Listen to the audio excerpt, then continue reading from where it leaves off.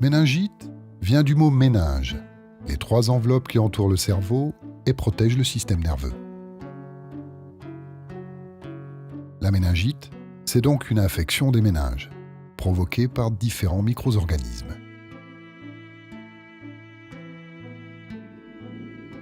Parmi eux, la Neisseria meningitidis, communément appelée méningocoque.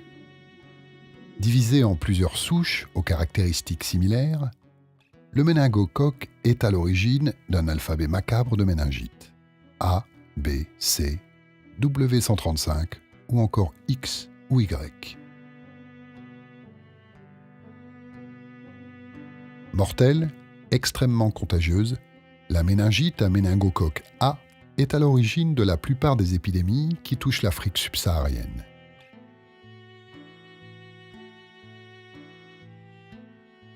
En Afrique de l'Ouest, la méningite a un auxiliaire redoutable, l'harmattan, un vent très sec qui souffle pendant la saison sèche.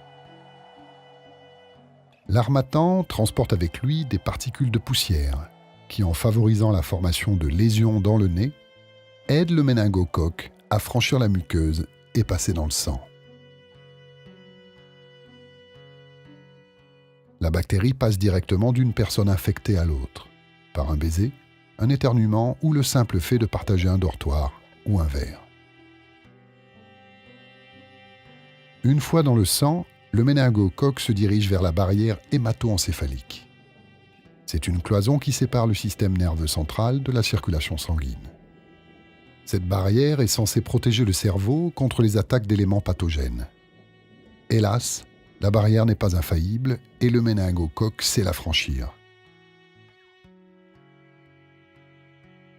Une fois dans le cerveau, la bactérie se glisse dans le liquide céphalorachidien, s'y multiplie et provoque un gonflement et l'infection des méninges.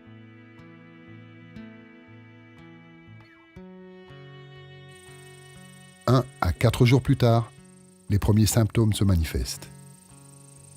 Les malades souffrent de raideur dans la nuque, de fièvre, de maux de tête violents, de troubles de la conscience, de léthargie.